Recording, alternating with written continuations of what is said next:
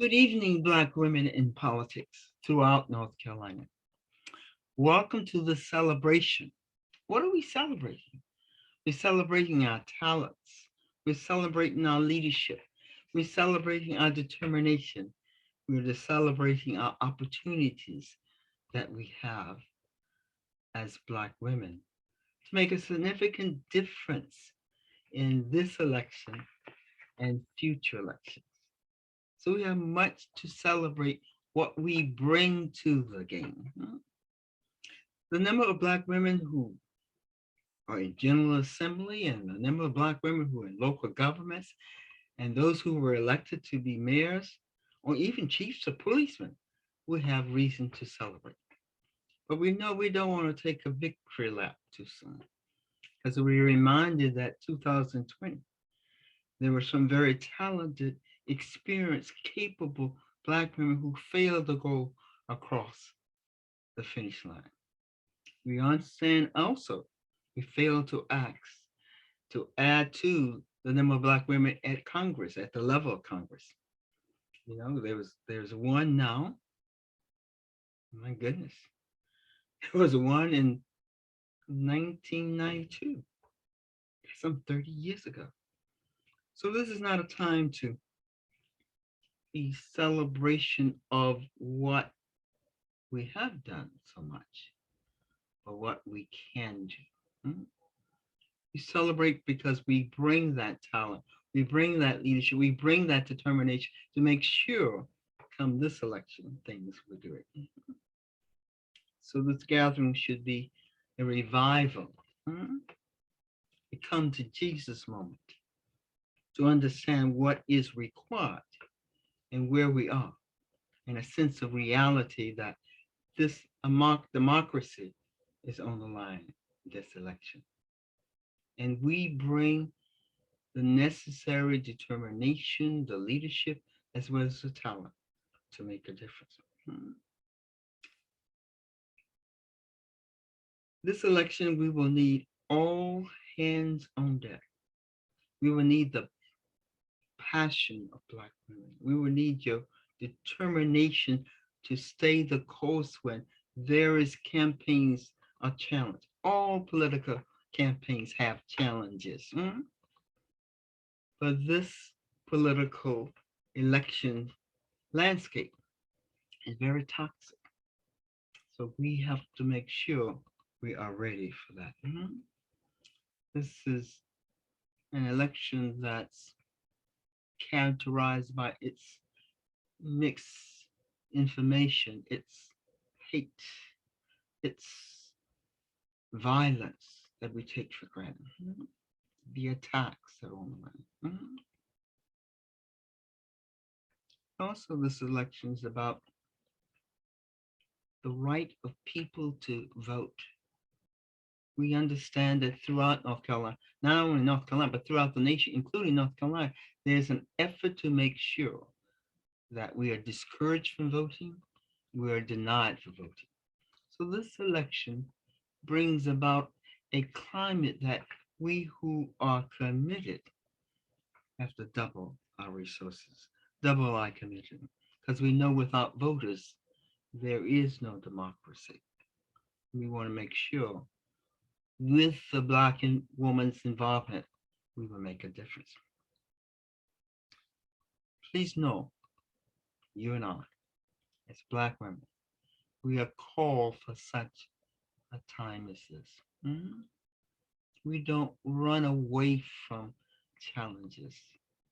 We ask God to strengthen us that we can make this challenge.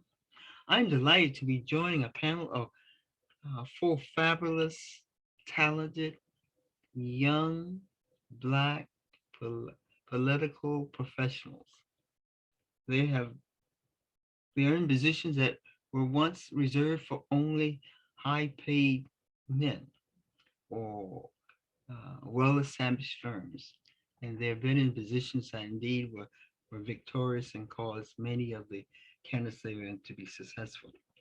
Hopefully, they will share some of their challenges, but also hopefully they will invite some of you to maybe consider career in politics, a career in campaign work.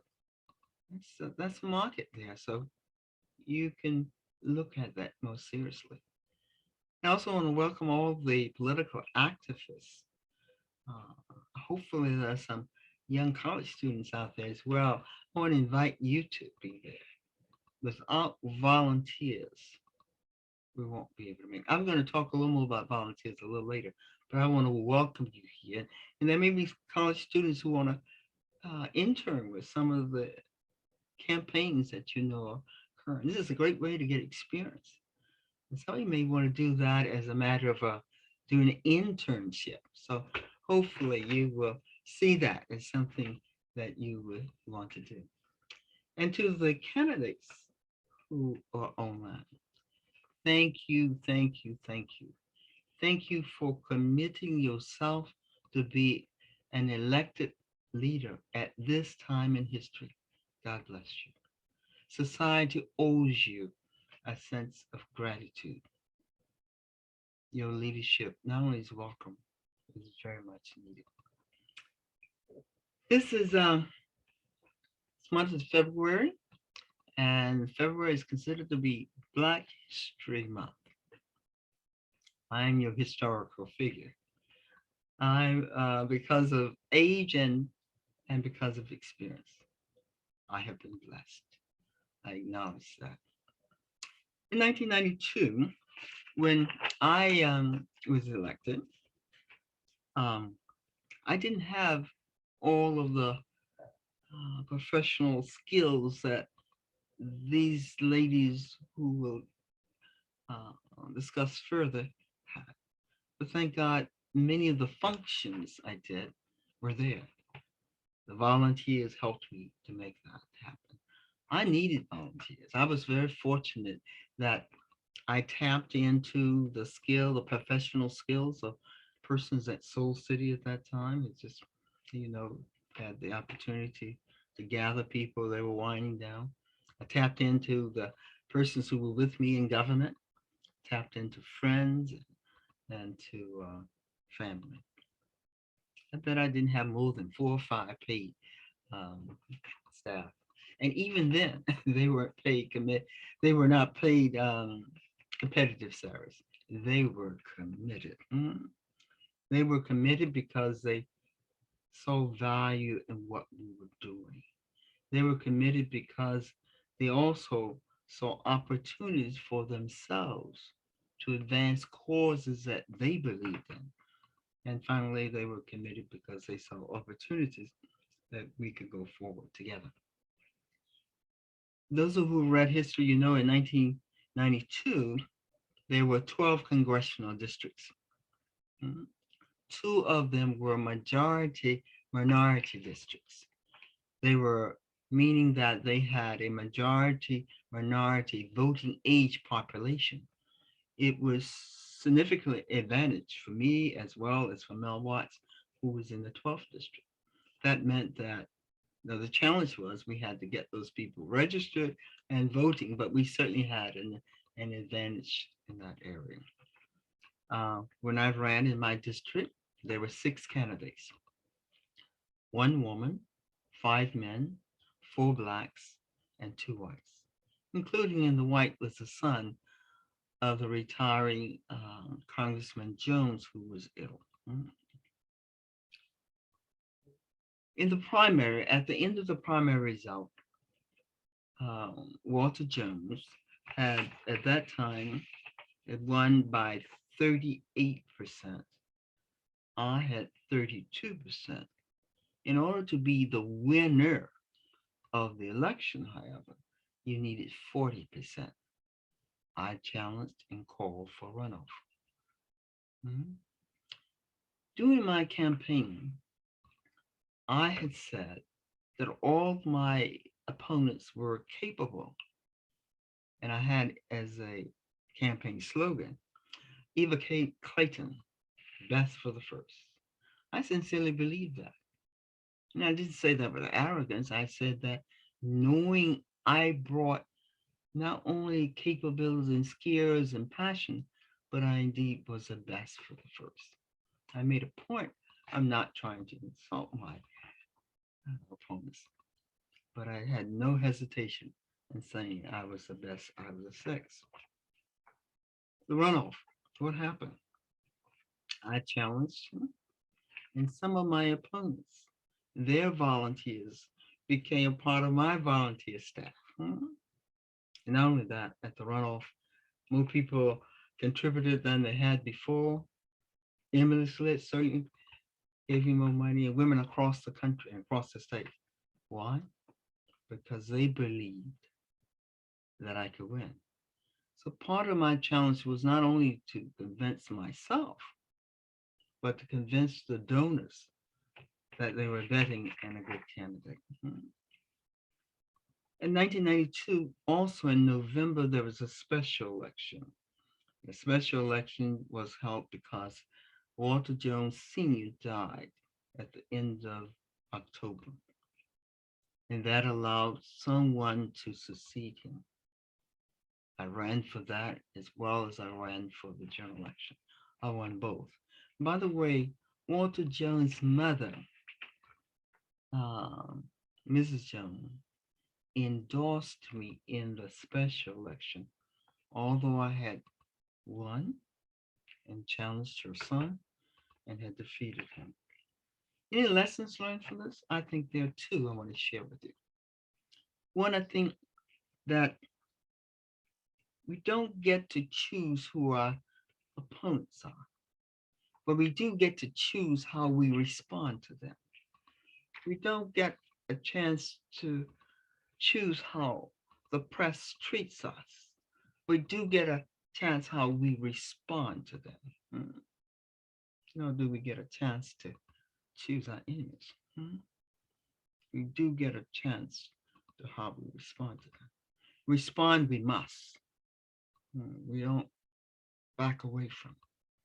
But we respond on our terms, not theirs. We're not bullied to respond in kind.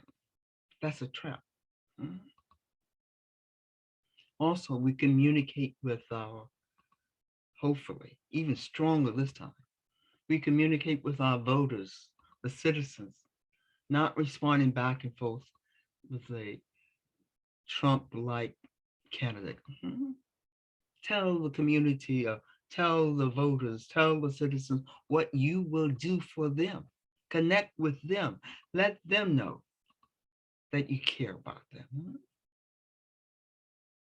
Convince them not only you are better looking or female, but not you also bring help for them. You bring respect to them.